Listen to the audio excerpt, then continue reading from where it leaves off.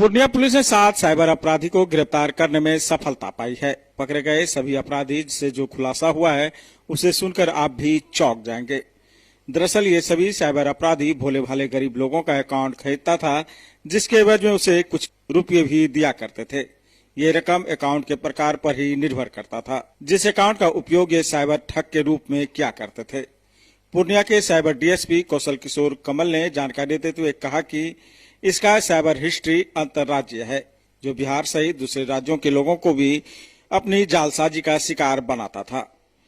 इसके पास से कई ऐसे डिजिटल उपकरण और दस्तावेज मिले हैं जिसका तार दूर दूर तक फैला हुआ है। उन्होंने बताया कि ये सभी साइबर अपराधी पूर्णिया जिले के श्रीनगर प्रखंड के सिंघिया गांव का रहने वाला है और मुख्य रूप से भोली भाली जनता को झांसे में लेकर बड़ी राशि का प्रलोभन देकर अकाउंट खुलवाने का काम किया करता था, जिस अकाउंट पर फ्रॉड कर राशि मंगाई जा रही थी। अभी तक इसने 400 से ज्यादा लोगों का अकाउंट खुलवाकर फिर उस अकाउंट से फ्रॉड किया है। हालांकि ये जानकारी नहीं दी गई कि अभी तक कितनी राशि की ठगी की गई है। कॉन्फ्रेंस बुलाया गया है, यह साइबर अपराध से संबंधित है। जैसा यह विदित है आप लोगों के बीच की जून में इस थाने का उद्घाटन किया गया था। उसके बाद अगस्त से हम लोग को सूचना मिल रही थी कि कुछ लोग यहाँ से हैं जो अकाउंट सेलिंग का कार्य करते हैं और ये जो पूरा नेटवर्क है ब्रॉड, जिसमें कि मतलब साइबर अपराध कहीं और जगह पे किया जाता है और अकाउंट कहीं और का इस्तेमाल होता है और जो प्रोसीड ऑफ इलिसिट मनी है वो अलग अलग अकाउंट में जाते हैं। हर कोई इसका पार्टनर बन जाता है। तो इसी की सूचना के प्राप्ति के उपरांत कल क्या हुआ कि हम लोग को थोड़ा प्रिसाइज इन्फॉर्मेशन प्राप्त हुआ लोकेशन को लेकर। उसके बाद हम लोगों ने रंगभूमि मैदान के पास हम लोगों ने छापेमारी किया। छापेमारी के दौरान एक i20 वाहन था वाइट कलर का, जिसमें 7 लोग सवार थे। उन 7 लोगों को जब रोका गया तो ये लोग फिर भागने की कोशिश करने लगे जब पुलिस को देखे तो। उसके बाद रुकवाने के उपरांत क्या हुआ कि जब हम लोगों ने बारी बारी से इन लोगों से पूछताछ किया तो उस बीच में क्या हुआ कि इन लोगों का जो रिप्लाई था वो सेटिस्फैक्ट्री नहीं था और रिप्लाई सेटिस्फैक्ट्री भी नहीं था और उसके बाद एक व्यक्ति जो है अपने मोबाइल में छेड़छाड़ भी करने लगे थे। इसके बाद हम लोगों ने जब और सीरियस होकर इसका बारी बारी से जब मोबाइल चेक किया तो हमें प्राप्त हुआ हम लोगों की इन लोगों के पास बहुत सारे अवैध चीज़ें हैं। किसी का अकाउंट नंबर है, किसी को पैसा का लेन देन का वो है स्क्रीनशॉट है और अकाउंट ओपन करवा रहे हैं रेगुलर बेसिस पे।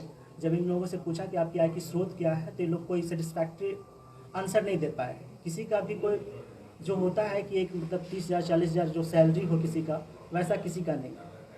तो उसके बाद हम लोगों ने और पूछताछ किया और उसके बाद फिर हम लोग इन लोग का मोबाइल सीज किए और इन लोग के पास जो डॉक्यूमेंट प्राप्त हुआ उसका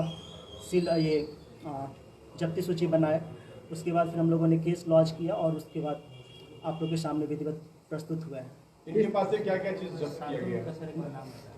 इनके पास से मेनली मोबाइल जब्त हुआ है, इनके एटीएम है, इसके पैन कार्ड है कुछ व्यक्ति के और आधार कार्ड है।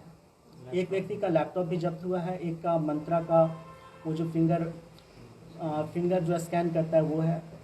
तो ये सब मेन फाइंडिंग है। इसके अलावा जो फाइंडिंग है वो ई डॉक्यूमेंट है, जो चैट हुआ है या फिर उसके जो फ़ोटो हैं उनके डॉक्यूमेंट जो है उनके मोबाइल में है।